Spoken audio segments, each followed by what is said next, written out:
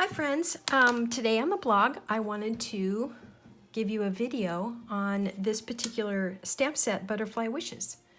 I've had some acknowledgement that the simple stamping on this card has been a winner, their little prize that they give each month among several different demonstrators. That was really a fun thing to have happen, and with really such a no-brainer card. Really, it's all about the stamps and probably the simplest of all color combinations. I've had some people inquire about how I did it, and boy, I just want to take you through the 30-second tutorial.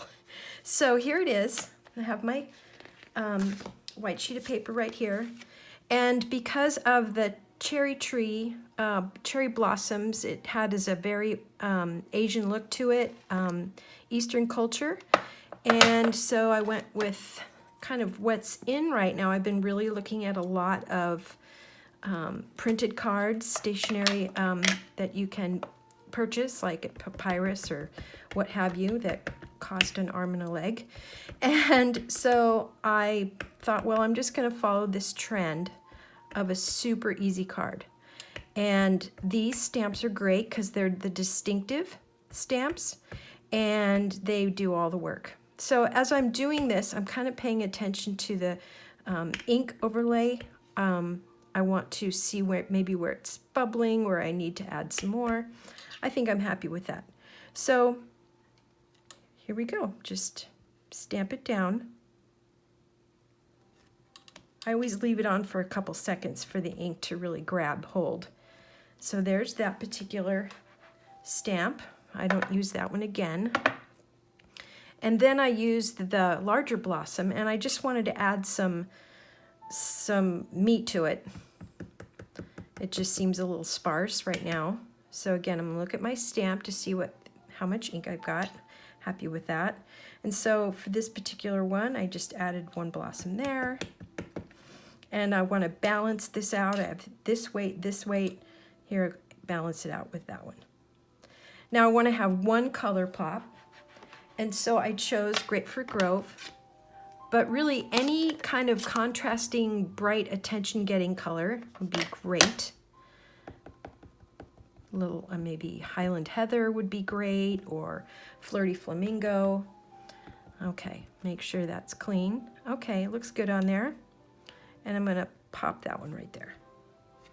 So the thing about any stamping you do, you don't want to reserve judgment until it's all dry. Because here I'm thinking, oh, that's so orange. But once it dries, it'll have much more of a subtle effect.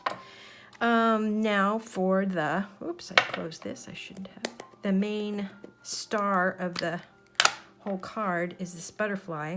So I have a new, fresh pad here.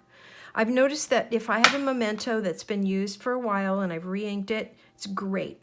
But for the distinctive dies, watch that you have a surface on your memento that is gonna, not fight with you. So I've treated myself to another pad so that I can get just the amount of ink that I want. Now see how I'm looking? I have some bare spots. So I'm just gonna tap, tap, tap like that. A few bubbles, so I'll slide it off. I'm just going to play with it, and I'm pretty happy with that. I can see that it's smoothly applied, heavy where it needs to be heavy, and enough where it's light. I'm going to breathe on it, and let's see how it goes. I want to get the butterfly above the branch, so we're just going to go right here. Let it grab. Ah, look at that. I mean, my goodness, this stamp is awesome. It was my favorite when I first looked at it. I thought that distinctive halftone look is a winner.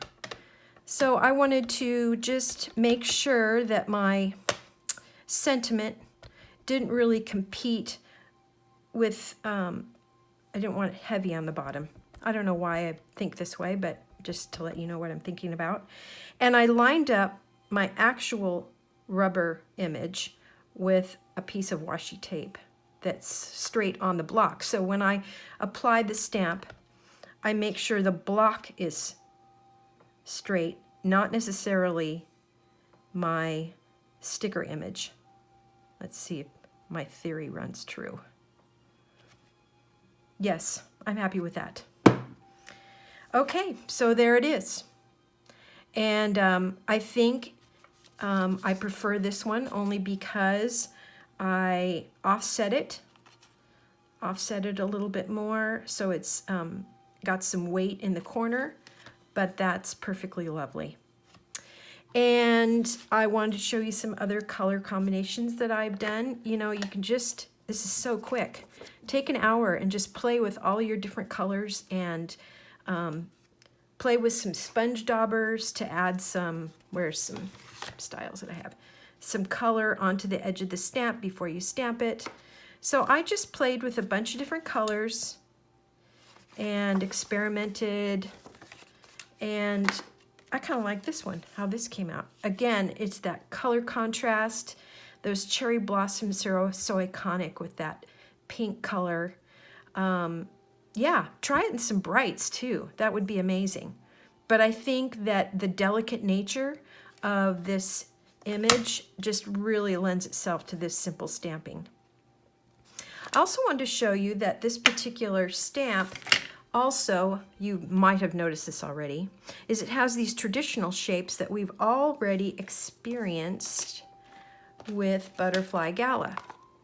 And in this particular one that came out at the first of this year, in the Occasions catalog, they're joined. The stamp is actually attached so that when you go to punch it out, it completely fits the stamped image, which is very helpful. So in this particular stamp set, they're separated.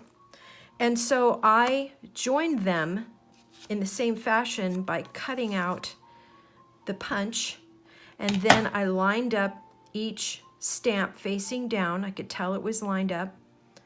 And now I have it positioned in here. And so that can be done over and over again. And I used that stamp in this card.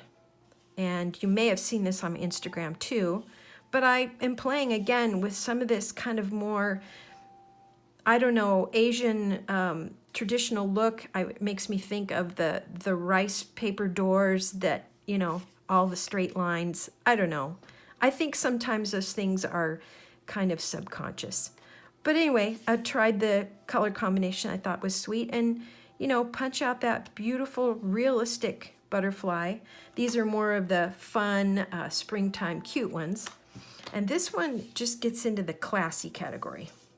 So anyway, I just wanted to run you through that, and I hope you enjoy this stamp set. It's a wonderful, classic one that you will always want to reach for. So I hope you enjoyed that, and I'll talk to you again later.